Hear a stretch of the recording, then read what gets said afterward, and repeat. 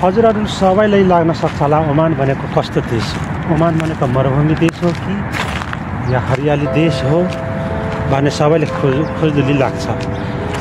र ओमानमा चाहिँ कस्तो किसिमको बोट बिरुवाहरू होलान्, कस्तो किसिमको मान्छेहरू होलान् भन्ने सबैलाई खुल्दुली हुन्छ नै।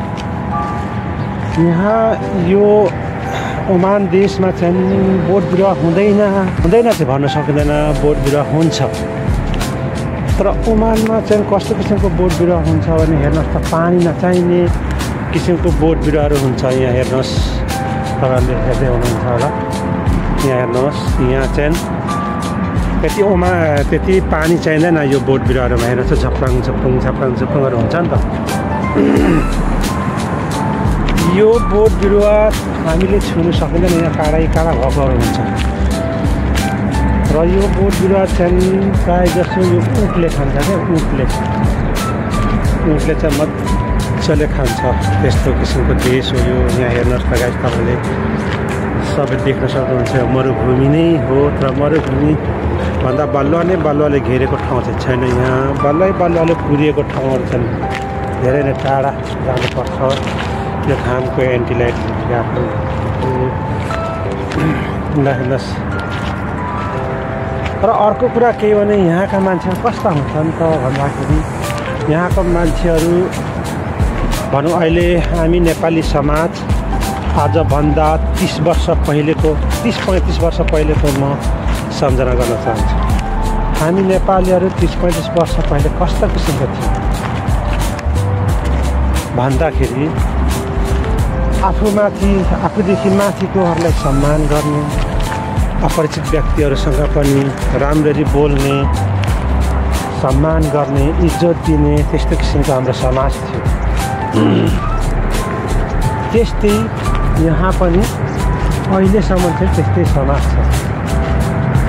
अब अपरिचित व्यक्तिहरूसँग राम्ररी बोल्ने, विदेशी भए पनि विदेशी नागरिकता हिसाबले नसम्झिने, स्वदेशी होस् कि विदेशी होस् राम्ररी बोल्ने, इज्जत दिने, त्यस्तो किसिमको समाज छ। र मलाई सबैभन्दा राम्रो समाज लागेको कस्तो हो भने यहाँको चाहिँ स्थिति। अब जस्तै हाम्रो नेपालसँग कम्पेयर गरौँ न, हाम्रो नेपाली समाजसँग। हाम्रो नेपाली समाज चाहिँ कस्तो छ भने, धनीहरूले अर्कै किसिमको लुगा लगाउँछन्, फेसन गर्छन्, महँगा लुगा, स्टाइल लुगाहरू लगाउने गरिन्छ हामी नेपाली। त्यही भएर हामीले चाहिँ प्रायः चिन्ने गरिन्छ कि हामी फेसनबाट पनि चिन्छन्। यहाँ हेर्नुहोस् त गाइस, यस्तो किसिमको हुन्छ जङ्गल झाड यहाँ चाहिँ। ल त्यो प्रसङ्ग अघि केमा जाउँ। अनि त्यहाँबाट अनि अब लवाई खुवाई हरेक क्षेत्रमा, बसाइ हरेक क्षेत्रमा हामी नेपालीहरू धनी र गरिब भनेर दुईवटा समूहमा हामीहरू चिन्न सकिन्छ। लवाई खुवाईले पनि, हिँडाइले अनेक किसिम। र यहाँ चाहिँ कस्तो किसिमको छ भने, अब ड्रेसको कुरा गरौँ, लवाई खुवाईको कुरा गरौँ, हरेकको कुरा, आउजाउको, रिश्तेदार त्यस्तोहरूमा चाहिँ कस्तो हुन्छ भने यहाँ चाहिँ ड्रेस, छोरा मान्छेले लगाउने ड्रेस, अब हामी नेपाली महिलाहरूले लगाउने मेक्सी जस्तो हुन्छ, यहाँ लगाउँछ सेतो कान्दुरा, त्यसले भनिन्छ कान्दुरा। त्यो सेतो ड्रेस हुन्छ। त्यो धनीले होस् कि गरिबले होस् एउटै ड्रेस, एकै नासको ड्रेस हुन्छ। त्यही भएर हामी चिनिँदैन कुन चाहिँ धनी हो कुन चाहिँ गरिब। तर अब महिलातर्फ जाउँ न, महिलातर्फ पनि यिनीहरूले त्यही मेक्सी जस्तै लाउँछन्, कालो कलरको, त्यसले भनिन्छ बुर्का। त्यो बुर्का धनीले पनि त्यही लाउँछ, गरिबले पनि त्यही लाउँछ। त्यही भएर यो समाज, यहाँको समाजको धनीको गरिब हामीले थाहा हुँदैन। तर अर्को कुरा यिनीहरूको अब चाहिँ यातायात सम्बन्धी यहाँको चाहिँ कस्तो हुन्छ भने, धनीले पनि कार कुदाएको छ, गरिबले पनि कार कुदाएको छ। अनि यहाँनिर चाहिँ प्रश्न उठ्छ क्या, धनीले त ठिक छ कार कुदायो, तर गरिबले कसरी कुदायो भन्ने अब यहाँ प्रश्न उठ्छ। तर यहाँ चाहिँ कस्तो छ भने यहाँको सरकारले धनी होस् कि गरिब होस् कि जोसुकै होस् अब यहाँ चाहिँ अब कुनै जागिरे भएपछि चाहिँ उसले लोन निकाल्नु पाउँछ क्या, लोनदेखि गाडी पाउँछ। र यहाँ चाहिँ कस्तो छ भने त्यो लोन चाहिँ कस्तो किसिमको हुन्छ भने अब हामी नेपालको जस्तो चाहिँ हुँदैन क्या, यहाँ ब्याज हुँदैन, ब्याज तिर्नु पर्दैन यहाँ। त्यही भएर जसले पनि गाडी निकाल्न सक्छ यहाँ लोनमा। यहाँ जसले पनि गाडी निकाल्न सक्छ, कुदाउन सक्छ। त्यो लागेको रकम हर महिनामा स्यालेरी आएको हुन्छ, त्यो स्यालेरीमा त्यो कति पर्सेन्टले काट्नुपर्ने हो काटिदिन्छ। त्यही भएर यहाँ धनीले पनि कार कुदाउँछ, गरिबले पनि कुदाउँछ। अब यसको कम्पेयरमा चाहिँ हाम्रो नेपालमा चाहिँ धनीले पनि गरिबले पनि अब ब्याज तिर्नुपर्छ क्या। त्यही भएर ब्याजले मरिन्छ, उठ्नै दिँदैन। त्यही भएर हामी नेपालीहरूले चाहिँ कार कुदाउनु नसक्नुको, गरिबले कुदाउनु नसक्नुको कारण के हो कुरो बुझ्नु होला नि। अब खानपिनको कुरा गरौँ न। अब खानपिनको कुरा गर्दा गरिबले पनि त्यही बिरयानी खान्छ, धनीले पनि त्यही बिरयानी खान्छ यो समाजमा। अब हाम्रो नेपालमा चाहिँ त्यो होइन। धनीले मासु भात खान्छ, बियर खान्छ क्या, बियर अलिकति पैसा छ भने बियर बजाइहाल्छ।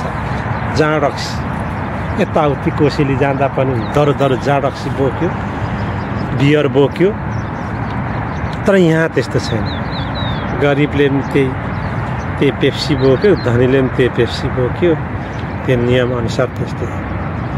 त्यही भएर गाइज हाम्रो नेपाल र ओमानको डिफ्रेन्स भनेको त्यति छ।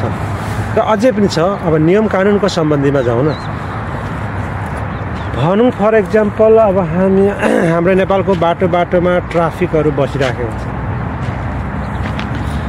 कुनै किसिमको गल्ती गरे बापत हाम्रो ट्राफिकले सिधै गएर चाबी खसाउने सिस्टम छ। चाबीमा हात लगाइसकेपछि अब त्यहाँ सर्वप्रथम त झगडा उत्पन्न भयो। त्यो पनि एउटा बाध्यता। चाबी नखसाउँ त कुदिहाल्ने, भागिहाल्ने। अनि त्यही भागेकोले गर्दाखेरि ट्राफिकरले पनि चाबी खसाउने सिस्टम छ। तर त्यहाँ कमजोरी मैले देखेको दुईटैको कमजोरी छ। चाबी खसाउनेको कमजोरी, भाग्नेको पनि कमजोरी। त्यो किन त्यस्तो भयो भन्दाखेरि त्यो पनि एउटा कानुन अलिकति कमजोरी भएकै नाताले। अब जस्तै यहाँ भनौँ न, यहाँनिर त्यस्तो हुँदैन। यहाँ नम्बर मात्रै टिप्यो भने सक्यो। त्यस्तै केही अब भागे पनि जे गरे पनि नम्बर नोट गरेपछि त्यो उसले त्यो व्यक्तिगत मान्छेले भेट्नु पर्दैन। यहाँको सरकारले, ट्राफिकले, नियमले अब के अरे त्यो ड्राइभरसँगै फेस टु फेस कुरा गर्नु पर्दैन। यिनीहरूले नम्बर टिपेपछि त्यो उनीहरूको त्यो नम्बर चाहिँ उनीहरूको उसमा सेभ गरेको हुन्छ। अनि पछिबाट त्यो वर्ष दिनमा अब कहिले त्यो अपडेट गर्नुपर्ने हुन्छ नि पेपर। त्यो अपडेट गरेको बेलामा त्यो अनलाइनमा जम्मै भरेको हुन्छ। यहाँ यति यो गति यो बार यस्तो भनेर चाहिँ त्यहाँ फाइनहरू अलरेडी जोडेको हुन्छ। र त्यो फाइन नतिरी त्यो कागजपत्र अपडेट हुँदैन। त्यही भएर यहाँको गाडी चालकसँग केही वार्ता गर्ने जरुरी छैन। तर हाम्रो नेपालमा त्यो सिस्टम छैन। अहिले नै पैसा तिर, फाइन तिर भन्छ। अनि बेचारा त्यो ड्राइभरको टेन्सन।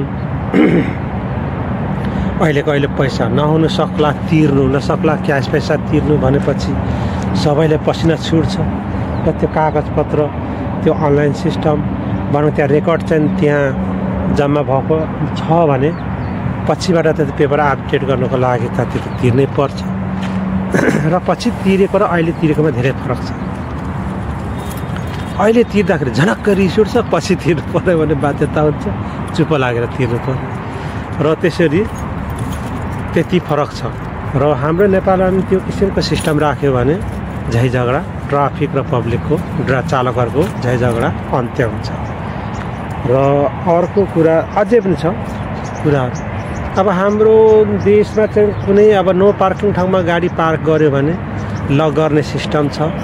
र सकभर चाहिँ चालकले रुँगेर फाइन काट्ने चलन छ। र सानोतिनो अब गाडी बाइकहरू भन्यो भने नगरपालिका आएर एकदम लोड गरेर लाने चलन छ। तर यहाँ त्यस्तो छैन। यहाँ त सिधै कस्तो गर्यो भने नम्बर टिपेर लग्यो अनि पछि त्यो तिर्ने बेलामा ल यति फाइन भने सक्यो।